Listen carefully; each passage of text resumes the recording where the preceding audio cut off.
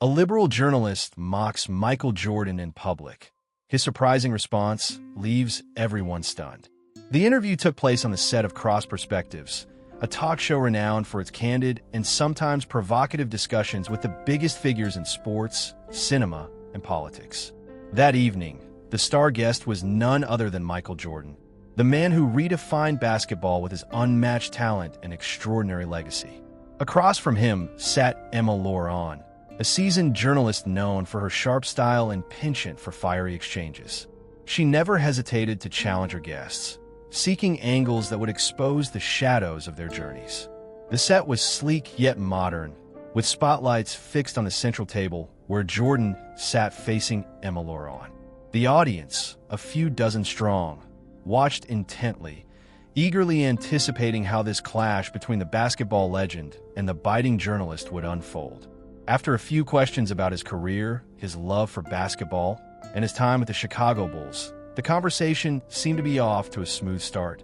Jordan, as always, responded with calm confidence, occasionally flashing a faint smile when his greatest triumphs were mentioned.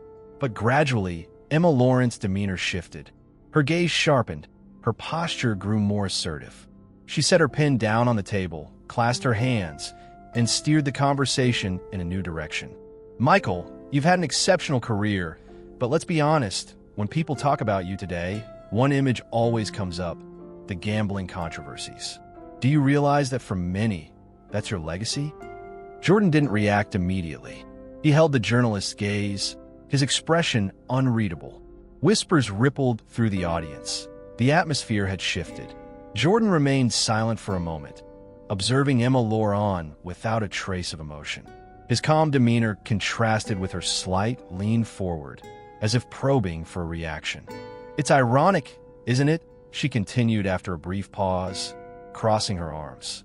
"We're talking about an exceptional athlete, a basketball artist, a man who defined a generation. Yet, one of the lasting images of your career is tied to those gambling stories." On the screen behind them, old headlines flashed, articles speculating about Jordan's off-court habits. Emma offered a faint smile, as if she'd struck a nerve. "They say legends leave the stage in glory," with the crowd's applause. You, though, left with questions hanging over you. Looking back, do you regret it? Do you think your legacy could have been even greater without those controversies? The audience shifted uncomfortably. Some exchanged glances, others waited curiously for Jordan's response. He took a slight breath, clasped his hands on the table, and fixed his gaze on the journalist, still composed. "You know," he began in a steady voice, "if I'd wanted to leave a different image, I could have played it safe, avoided the spotlight, and let people's assumptions slide. But that's not me. That's not my story." He paused, letting the silence settle over the set. People talk about the gambling because it's shocking, because it's not polished. But what they forget is what it represents. It wasn't about weakness. It was about living life on my terms, not anyone else's. Emma raised an eyebrow, but Jordan continued before she could interject. "That period didn't define me. It was a moment, not my legacy. And if I had to do it all over again..." He leaned forward slightly. "I'd make the same choices." A hush fell over the studio. The audience exchanged surprised looks. Emma Loran froze for a moment before regaining her composure. She hadn't expected such a direct response. Clearing her throat, she shifted topics. "All right," she said with a shrug. "Let's talk about something else that divides opinions. Your role as a team owner." The tension lingered. Emma tapped her pen lightly on the table, as if plotting her next move. "Let's talk about your time as an owner with the Charlotte Hornets," she said, locking eyes with Jordan. "As a player, you were untouchable, no question. But as an owner, the results are mixed, to say the least. Some say you've struggled to replicate your success on the court in the front office. They argue you've relied on your name rather than real management skill." She paused, then added with a slight smirk, "Some even say you're just coasting on your reputation as a player. What do you say to those who think your success as an owner is more about luck than skill?" A few stifled laughs echoed in the audience. The provocation was clear. Jordan studied her for a moment before responding, his calm unshaken. "It's true I've had great players to work with," he began.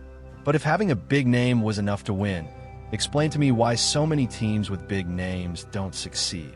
Emma fell silent. Teams like the Lakers, the Knicks, they've had talent, money, and history. Yet they haven't done what we've aimed for in Charlotte. Why? Jordan let the question hang, then continued. Being an owner isn't just about signing checks or picking players. It's about building a culture, understanding what drives people, giving them the confidence to succeed. You think I'm just coasting? Ask my staff. Ask the players I've worked with. Ask them if I'm just writing my name. The silence in the room grew heavy. Emma tried to mask her discomfort, but Jordan had turned her argument against her. Still, she pressed on. All right, she said, leaning forward, but if you're such a great owner, why haven't you taken on a bigger challenge? Why stay with Charlotte? Why not prove yourself elsewhere, like other sports icons have? Jordan gave a slight smile, as if he'd heard this question 1,000 times. I chose Charlotte because it's where I wanted to build something, he said calmly. I don't need to chase validation by jumping from team to team. I've never been about proving myself to others. I do what feels right for me. And when I took over Charlotte, that team was struggling. Look at where we are now. That's my proof. The audience nodded subtly, sensing Jordan's quiet authority. Emma, realizing she was losing ground, played her final card. She leaned forward, a sly smile on her lips.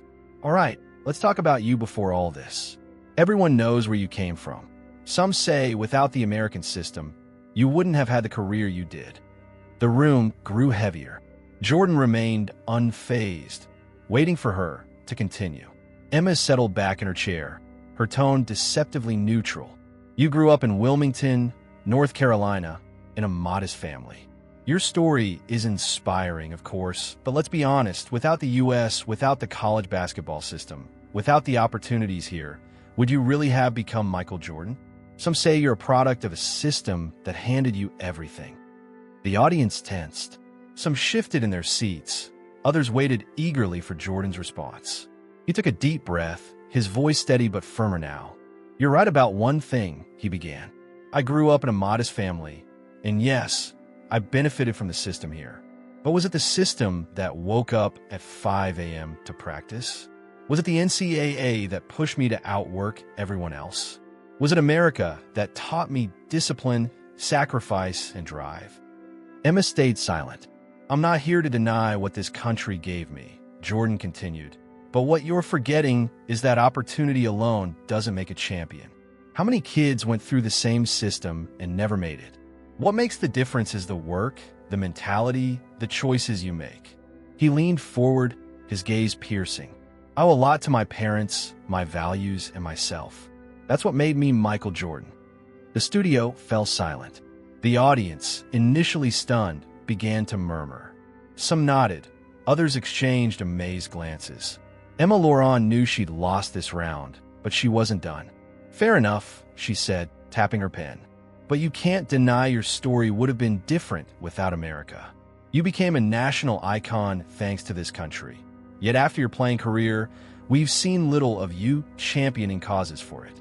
You could have been an ambassador, a voice for change, but you've stayed quiet, almost distant. Jordan tilted his head slightly, unshaken.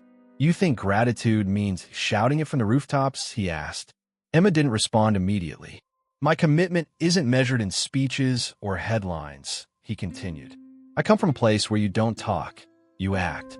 I've supported my family, mentored young athletes, backed projects quietly. Just because it's not on TV doesn't mean it's not happening. The audience nodded subtly. Emma pressed one last time. So, are you saying you don't want to be a public role model? A silent Jordan is easier than an engaged one. Jordan smiled faintly. I'd rather be an example through my actions than my words. The room fell silent again, this time with a sense of respect. Emma tried to pivot, but the interview was nearing its end. Well, thank you, Michael, for this exchange, she said, forcing a smile. I hope the audience draws their own conclusions. Jordan nodded, shook her hand, and left the set to polite applause. One thing was clear. Those expecting to see a legend rattled had witnessed the opposite. He dominated the conversation without raising his voice, simply by being himself. As the show ended, a strange hush lingered. Some audience members stood slowly, still processing the exchange. Backstage, the crew buzzed. He turned every attack around without breaking a sweat, one cameraman said. She lost control at the end, another replied. In her dressing room, Emma Loran sat quietly, reviewing her notes. She'd gone in confident, aiming to unsettle Jordan, but he'd remained unshakable, his calm overpowering her provocations. Meanwhile, Jordan left the studio quietly. An assistant offered an admiring smile. Well played, Mr. Jordan. He responded with a nod and kept walking. Within minutes, clips of the interview spread across social media. In a Chicago cafe, a TV replayed the exchange. Did you see how he handled her? One viewer said to a friend. Didn't even need to raise his voice, just let the facts speak. The interview sparked heated discussions online and on talk shows. Some praised Jordan's poise and dignity. Others thought Emma had been too aggressive. But Jordan, true to form, said nothing. No statements, no comments. And perhaps that was the greatest proof of his strength. If you enjoyed this story, don't forget to subscribe, like the video, and hit the notification bell. I also recommend checking out one of the stories displayed on the screen. You'll love it, I promise.